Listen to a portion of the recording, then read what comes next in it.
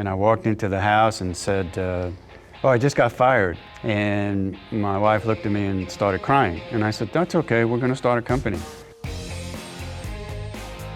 30 years ago, as Houston entered the last decade of the millennium, 7 intrepid men and their families bravely launched an enterprise that none could have predicted its challenges, and it changed their lives forever. Well, it was an oh shit moment at my house. How long can we all go without a paycheck? And so we were getting a little punchy and a little fuzzy and maybe a little bit overserved, perhaps. They'll never be able to do that crap.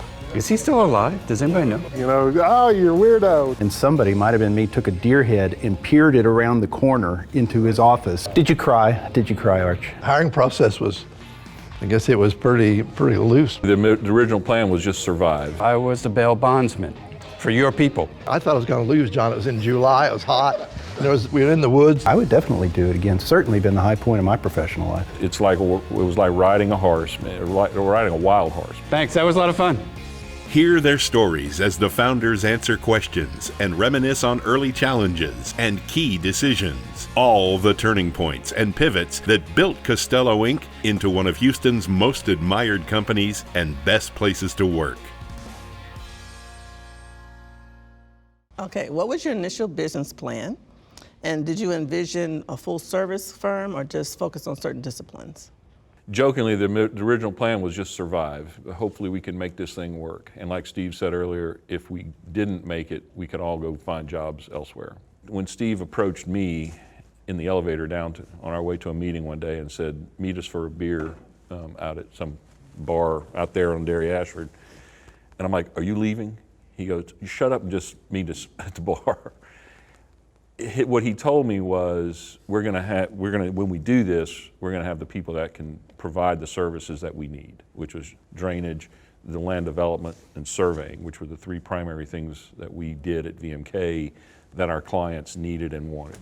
So that was the plan, was to be able to provide that, which is why there were 7 of us, and not what most people did was 1 or 2 or 3 people leave and struggle for a while. We were able to jump right in and produce. That was the whole intent of bringing all 7 of us together, was to make sure that we can produce right away. Blake was my conscience. I always said that. Blake was my conscience, because he was, do the work, and I would say, let's grow, and he'd say, no, I don't want to do that.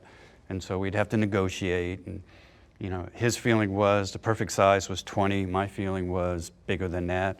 When we got to 50, we should stay at 50. I said, no, let's, we'll grow just grow organically. And look at the size of the firm now.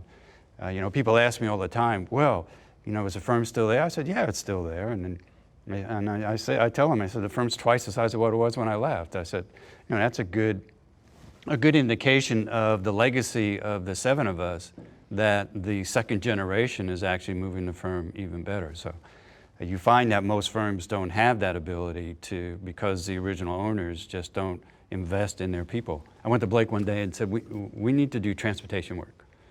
And so we went out and got a couple of people for transportation. And then I went to Blake and said, well, we need to do structural work.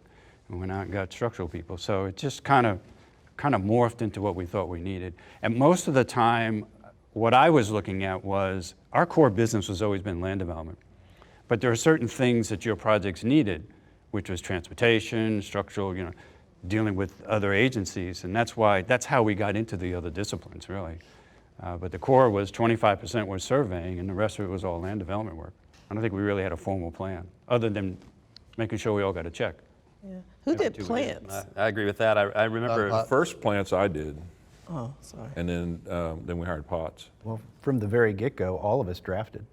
Oh, yeah. We were still drafting on the very first projects, and we all had the pen and the Mylars. Yeah. Mm. Actually, Dakisha, when we first started, one of the first projects we got was a construction staking job for Durwood Green Construction, and I was the crew chief, and I had some of these talented individuals helping me in the field. What? You had all of them go out except for me, because I had a project in the office that I couldn't. Ralph was out there. He spent some time. I remember the first thing I did on the job. You said, "Go dig up this rod." The first thing I did was break the shovel. Yeah. And that job was a mess. It was wet, muddy. God, it mud this deep. Had John out there. I thought I was going to lose John. It was in July. It was hot. We were in the woods, but they cleared the right of way. Anyway, and then Kevin came out one day and he worked for about a half a day, and then for some reason he had to go back to the office for a mud meeting or something. Oh, how come? Some meeting.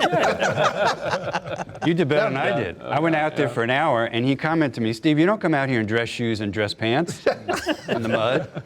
We were leaving the job site, walking out, and there was a street out there, and we parked on the street. And we were walking out, and it was about 7 o'clock at night or something, if I remember right, and Ricky Green and our client, the owner of the property, pulled up, and they'd been to the bar. And Ricky was a little bit lit, and he says, Archie said, are you guys doing all right? Oh, yeah, I'm doing fine. He says, you guys been paid yet?